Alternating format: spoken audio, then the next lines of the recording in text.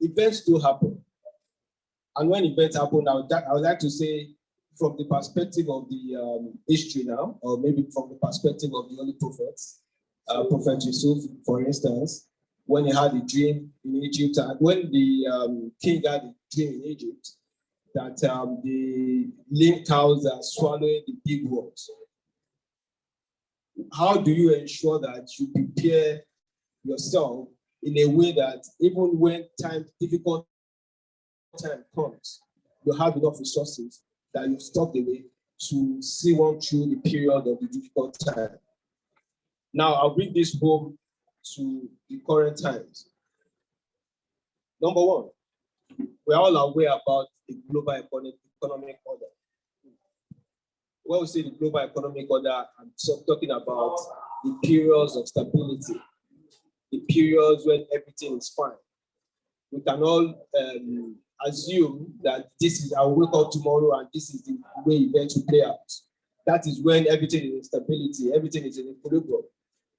But there are events that come in that distorts this global economic order. And one of them, for instance, is COVID. We're all aware COVID happened. COVID happened and it affects many people in terms of their income. It affects many people in terms of their economic activity. It affects many people in terms of their expenses.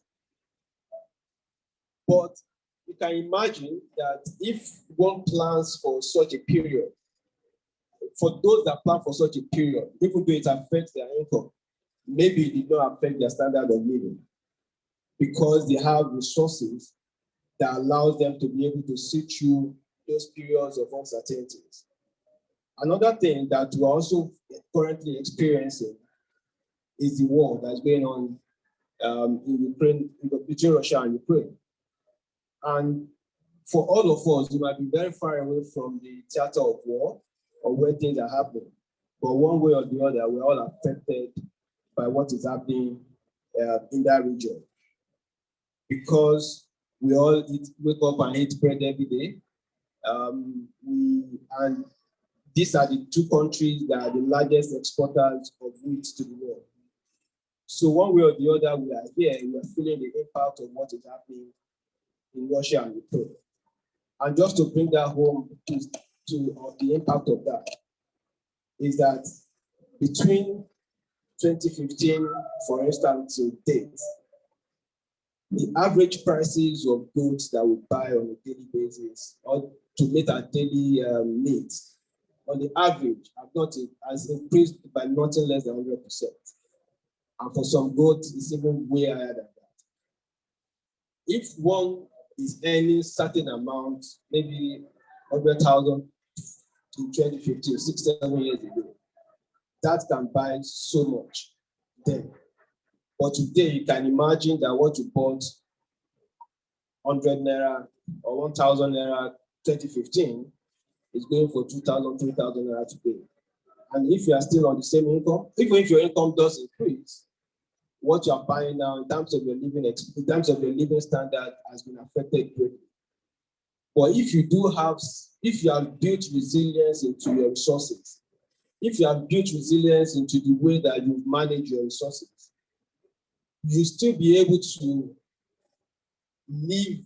maintain a certain living standard, even though events that is happening, both planned and unplanned, is affecting the way we live our lives.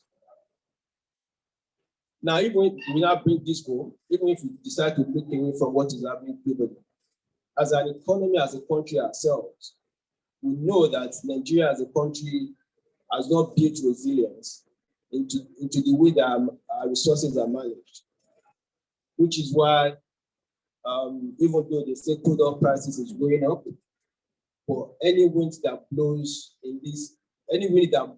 that affects crude oil affects Nigeria. Because as a country, when we have a surplus, we do not manage it well. And that way, it affects any time there is any disruption to crude oil price, it affects us all. Which is why when crude oil price went down to $20 about 7 years ago, that is the genesis of the exchange rate decline that we've witnessed in the last 6-7 years. So you can imagine that 7 years ago you have 100,000 naira, for instance. 100,000 naira 7 years ago is roughly maybe $700 or thereabout. 100,000 naira today is less than $200.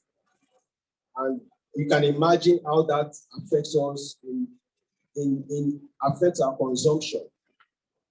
So that is why, even if we do have a situation that as a country we've not built financial resilience, it's important that at individual level, as individual households, we need to look at ourselves, look at our income, and see how we can build resilience into our resources in a way that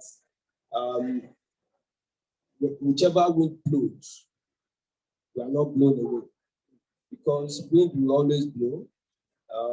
Like I said, whether planned or unplanned, anticipated or unanticipated. But the only way that one can remain consistently firm and consistently to stand is when you do have a situation that you build resources in a way that makes you withstand such.